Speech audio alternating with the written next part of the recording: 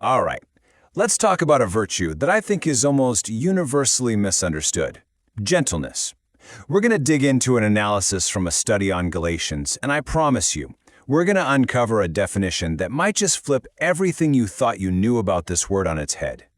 I mean, seriously, just for a second, what pops into your head?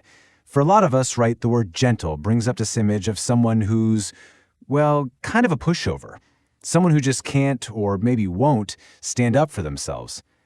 But what if that common idea is just completely wrong? So here's our game plan. First, we'll look at the source concept, this idea of one fruit, nine virtues. Then we're going to bust the myth that gentleness equals weakness. We'll land on its true definition, which is strength under control. See it in action with a case study on Moses, and finally wrap up with the incredible promise made to the gentle. Okay, so our whole deep dive here starts in the book of Galatians, chapter 5, which introduces a really famous concept, the fruit of the Spirit. The passage gives us this list of 9 qualities. And yeah, they're all amazing, but we're zooming in on that one near the end, gentleness. But just look at the company it keeps. It's right there next to things we totally associate with strength, like faithfulness and self-control. That's our very first clue that maybe we've got this one wrong. Now get this. There's a tiny, crucial detail in the original language that changes everything. It says fruit, singular, not fruits, plural. And what that implies is huge. These 9 things aren't like a buffet where you can pick your favorites. Nope, they represent one single unified character. You can't really have one without the others.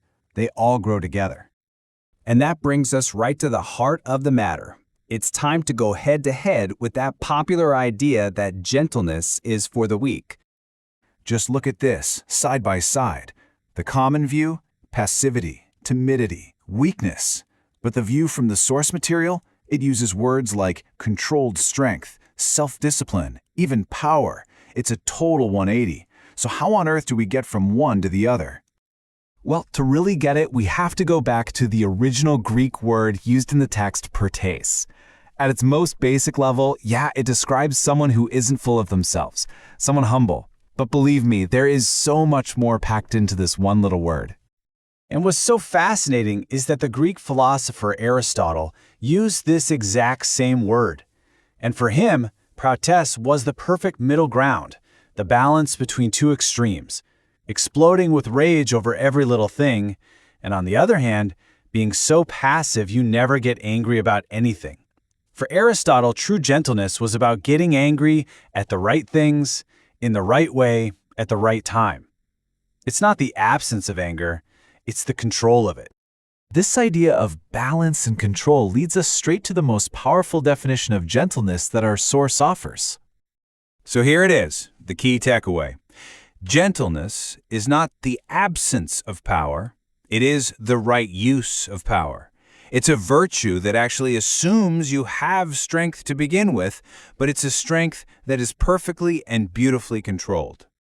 This quote just nails it with this incredible image. Think about a wild stallion. It is pure power, right? Untamed energy. Now, when you tame that stallion, you don't destroy its strength or break its spirit, not at all. You channel it. The horse is just as powerful as it was before, but now that power is harnessed, it's controlled, it has a purpose. That is the perfect picture of prautes. So you can really think of it as a 3-step process. Step 1, you have power. You have strength. Step 2, you get that power under your own discipline and control. And step 3, this is the most important part, you use that controlled strength not for yourself, but for the good of the people around you. Okay, so theory is one thing, but let's see what this actually looks like in a real-life situation. The book of Numbers gives us this incredible case study of gentleness through the story of Moses. Here's the setup. Moses is leading an entire nation, and he's facing a rebellion. But this isn't just from some random malcontents.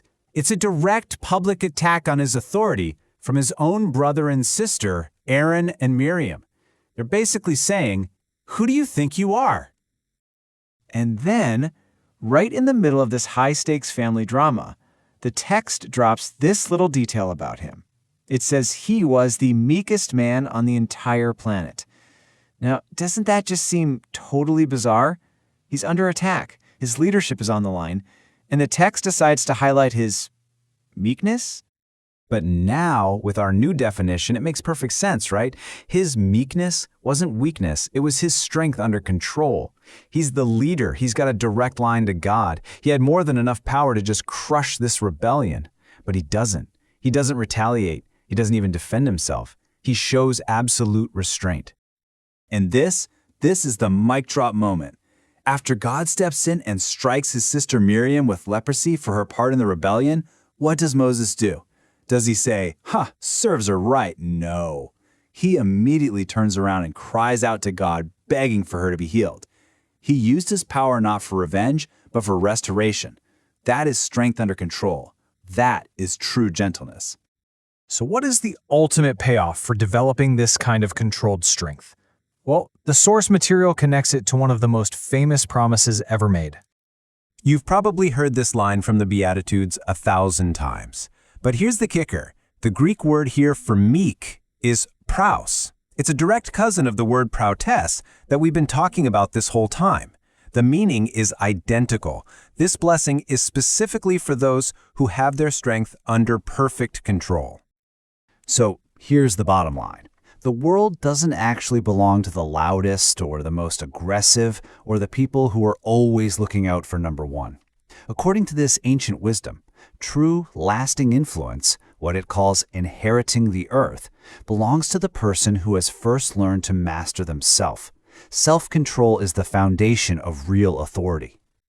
And that really just leaves us with one last question to think about. If we accept this powerful new definition, that gentleness is really just strength under control, then the question for each of us becomes, where in your life is the greatest opportunity to stop being weak and to start being truly, gently strong?